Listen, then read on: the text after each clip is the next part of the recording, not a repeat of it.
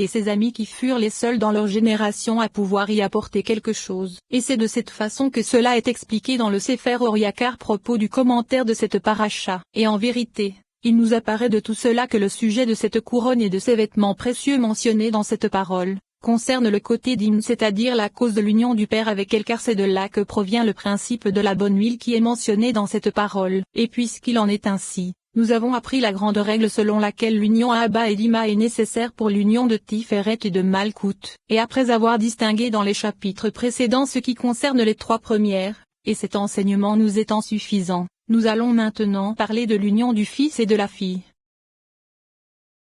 Chapitre 18. Et tout comme le sujet de cette union se réfère à Okma et Bina ensemble, il en est de même en ce qui concerne Tiferet et Malkout. Et c'est pourquoi dans les deux cas on les désigne par l'expression de fiancé et fiancé, homme et femme, et ainsi de suite. Et il y a une différence entre l'union de Okma et Bina et l'union de Tiferet et Malkout, car dans l'union de Okma et Bina, elles ne se séparent jamais l'une de l'autre, comme cela est expliqué plus haut dans les 13e et 14e chapitres. Mais en ce qui concerne l'union de Tiferet et Malkout, elle n'est que périodique et temporaire, comme au moment où Israël atteint dans sa prière le Sim Shalom. Et cet accouplement nécessite une stimulation provenant du bas. Et si la stimulation inférieure qui provient de ce monde ne précédait pas, elle ne s'unirait pas de façon appropriée. Et c'est le sujet de ce qu'il est expliqué dans le Zohar sur la paracha Bereshit. Viens et vois. Adam et Ève furent créés côte à côte. Quel est le sens du fait qu'ils n'aient pas été créés face à face? C'est parce qu'il est écrit, car l'Éternel Elohim n'avait pas encore fait pleuvoir sur la terre, et l'accouplement n'avait pas encore été établi de façon appropriée. Et lorsqu'ils furent établis en bas et se tournèrent face à face,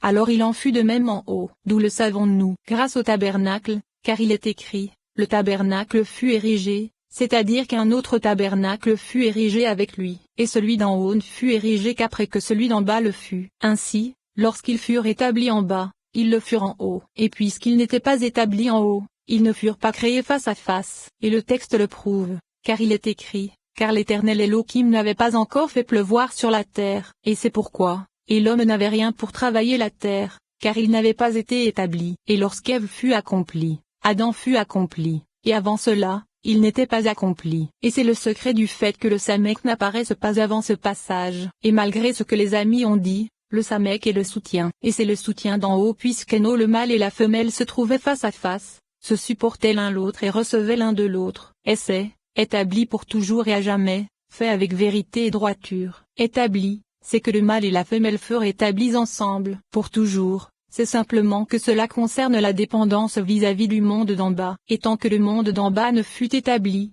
ce monde dont il est question ne fut pas établi, car l'Éternel Elohim n'avait pas encore fait pleuvoir sur la terre, et l'un repose sur l'autre. Lorsque le monde inférieur fut établi, ils se tournèrent face à face et furent fixés, et il y eut un soutien en haut. Avant cela, rien n'était fixé car l'Éternel Elohim n'avait pas encore fait pleuvoir sur la terre, et l'un dépend de l'autre. Et ce qu'il est écrit ensuite c'est, et une vapeur s'élevait de la terre, c'est la fixation d'en bas. Et ensuite, et arrosait toute la surface de la terre, et une vapeur s'élevait de la terre, c'est le désir de la femelle vis-à-vis du mâle. Autres explications. Quel est le sens de n'avait pas encore fait pleuvoir? C'est que s'élevait de la terre n'avait pas encore été fixé, et c'est pourquoi c'est de la terre inférieure que provient l'action d'en haut. Viens et vois. Cette vapeur s'éleva d'abord de la terre, et le nuage apparut. Et ensuite, ils furent réunis l'un avec l'autre. Tout comme la fumée du sacrifice s'élève depuis le bas et produit la perfection en haut, ils furent réunis l'un avec l'autre et rendus parfaits, tout comme c'est le cas en haut. La stimulation s'élève depuis le bas,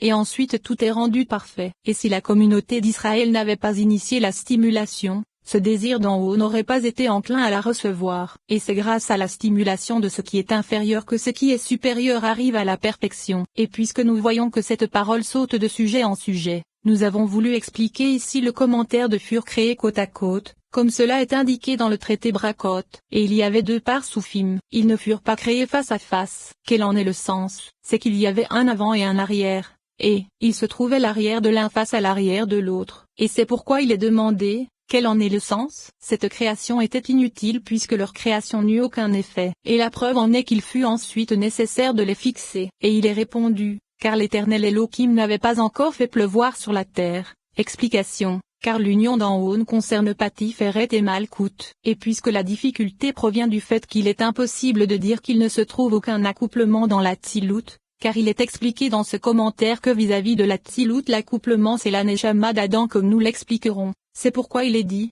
et l'accouplement n'avait pas encore été établi. Explication, il existait un accouplement mais pas un accouplement parfaitement établi, c'est-à-dire face à face, et lorsqu'il fut établi et se taira, car c'est de l'établissement des inférieurs que dépend celui des supérieurs, comme cela est conclu du fait que c'est de la stimulation des inférieurs que dépendent les supérieurs. Et c'est pourquoi tant qu'il n'y eut pas de stimulation venant du bas, il n'y eut pas d'union totale en haut. Et c'est à cause de cela qu'il semble qu'il y ait une difficulté, car il est dit que la cause dépendait de la conséquence et que la cause nécessitait la conséquence. Ceci est indiqué grâce au tabernacle à propos duquel il est mentionné fut érigé, car il est expliqué, le tabernacle fut érigé. Un autre tabernacle en haut, c'est-à-dire la Shekinah. Et puisqu'il s'agit d'une difficulté, il est dit qu'en vérité cela signifie qu'un autre tabernacle fut érigé en haut car cela n'est pas en contradiction avec le fait que l'accomplissement des mitzvot positives ait assurément un impact en haut. Mais ceci n'est pas du tout nécessaire ici car il est dit que le tabernacle fut érigé signifie que cela concerne un nouveau sujet relatif à ce qui se trouve en haut, à cause de l'existence du tabernacle. Mais il n'est pas dit que les supérieurs n'eurent d'existence que grâce aux inférieurs, comme cela aurait dû être dit vis-à-vis de l'union. C'est pourquoi il est dit, qu'après que celui d'en bas fut érigé, l'explication en est que fut érigé signifie que ce qui n'existait pas avant est maintenant érigé. C'est pourquoi il n'était pas nécessaire de mentionner ce commentaire car cela est évident puisqu'il ne faut pas dire que ce verset signifie que la réalisation du tabernacle eut un impact en haut comme dans le cas de l'accomplissement des mitzvot. Et ceci est évident. Et bien que la réalisation du tabernacle se réfère à la création du monde supérieur, il est inférieur à l'accomplissement des autres mitzvot. Et ce que nous pouvons en comprendre c'est que cela a un impact et que cela concerne la sainteté d'en haut. Mais cela n'est assurément pas le cas car l'objectif est de nous faire savoir qu'avant l'existence du tabernacle inférieur, il était impossible que le tabernacle supérieur existât. Et c'est ce qu'il est dit, qu'après que celui d'en bas fut érigé. Ainsi, lorsqu'il fut rétabli et se taira, ceci concerne la création de l'homme alors que les inférieurs n'avaient pas d'existence. C'est-à-dire que l'accouplement des supérieurs n'était pas total. Et puisqu'il n'était pas établi et se taira, l'intention est d'indiquer que même les inférieurs dépendent des actions des supérieurs, car Adam et Ève ne furent pas créés face à face puisqu'Eno les chérubins ne se trouvaient pas face à face. Et le texte le prouve, car il est écrit, et se taira. Explication. À partir de ce verset nous avons une preuve du fait que l'union n'était pas établie en haut au moment de la création du monde. Et c'est ce qu'il est écrit. Car l'Éternel Elohim n'avait pas encore fait pleuvoir, c'est-à-dire qu'il n'avait pas été établi. L'explication en est qu'il n'y avait pas d'homme ne signifie pas du tout que la création de l'homme n'avait pas de réalité, car sinon lors de la création de l'homme tout aurait été fixé. Et cela ne fait pas de différence car c'est lors de la stimulation d'en bas que se produisit la stimulation d'en haut. Et Adam fut accompli ne signifie pas qu'Adam n'était pas complet, mais qu'il n'était pas établi avec la femelle comme épouse. Et lorsque la femelle fut accomplie, après que le Saint béni soit-il l'eut séparé et peigné comme cela est expliqué dans la Guémara, et après qu'il l'eut présenté à Adam, alors Adam fut parfait. Et le sens en est qu'il ne fut appelé du nom d'Adam qu'à partir du moment où ils furent ensemble et complets, mâle et femelle, comme il est dit, il les créa mâle et femelle. Et il leur donna le nom d'homme. Et c'est pourquoi, et il n'y avait pas d'homme, explication, d'homme complet, avec le mâle et la femelle, comme cela est approprié. Et c'est ce qu'il est écrit. Et l'homme n'avait rien, car il n'avait pas été établi. Et lorsqu'Ève fut accomplie, Adam fut accompli. Et avant cela, il n'était pas accompli. Ainsi, et il n'y avait pas d'homme s'appliquait toujours tant qu'Ève n'eût été accomplie et accouplée face à face. Et c'est le secret du fait que le Samek n'apparaisse pas avant ce passage. La signification en est que ce sujet indique que dans tout le passage de la création de l'homme la lettre Samek n'est pas mentionnée. Et malgré ce que les amis ont dit et se taira, explication. Puisque les amis ont expliqué que tant qu'Ève ne fut créée le Samek ne fut pas mentionné dans ce passage, ils ont voulu expliquer ce sujet selon son sens premier vis-à-vis d'Adam et sa femme Ève. Et ainsi, le Samek est le soutien et se taira. Explication. L'intention est d'expliquer le sujet du soutien suprême. Et la signification en est que tant que l'Ève inférieure ne fut séparée, la Shekinah ne se trouvait pas face à face. Et c'est pourquoi les inférieurs furent créés arrière et avant. Mais lorsque le Saint béni soit-il sépara Ève, la Shekinah devint un appui en haut. Et l'explication de l'expression le Samek et le soutien c'est que cela concerne ce qu'ont expliqué les amis au sujet de l'appui d'Ève et de l'appui d'Adam. Mais en haut, en ce qui concerne le Saint béni soit-il, il ne convient pas de dire que la Shekinah est un appui pour lui, car au contraire c'est lui qui est un appui pour elle. C'est pourquoi il est dit, le Samek et le soutien, en faisant émaner de l'expression Samek l'explication du soutènement, car le mâle soutient la femelle. Et l'explication de l'expression soutien c'est qu'il s'agit d'un peu de l'aide apportée à la gouvernance, par la cause de l'union face à face. Et c'est ce qu'il est dit, le samek est le soutien. Et c'est le soutien d'en haut, c'est-à-dire que c'est la Shekinah. Le mâle et la femelle se trouvaient face à face, se supportaient l'un l'autre et recevaient l'un de l'autre. Voici qu'au sujet du soutènement, il est précisément dit que les deux avaient un soutien, car tout comme la Shekinah est un soutien pour Tiferet, Tiferet est encore plus un soutien pour la Shekinah. Et c'est pourquoi il est apporté une preuve du fait qu'ils sont le soutien l'un de l'autre à partir de ce que dit le verset établi pour toujours et à jamais contenant l'expression du pluriel. Il apparaît que cela s'applique également à la Shekinah qui aide et soutient Tiferet. Établi, c'est que le mâle et la femelle, qui sont Tiferet et Malkout, furent établis ensemble, à l'identique, tout comme Tiferet est un soutien pour Malkout, de même Malkout est un soutien pour Tiferet. Pour toujours, c'est simplement que cela concerne la dépendance vis-à-vis du monde d'en bas. Explication, Tiferet, le monde supérieur, dépend de Malkout, le monde inférieur. Et l'intention est d'indiquer que Tiferet doit soutenir Malkout. Et c'est ce qu'il est dit, étant que le monde d'en bas, qui est Malkout, Tiferet ne fut établi, car l'Éternel Elohim n'avait pas encore fait pleuvoir.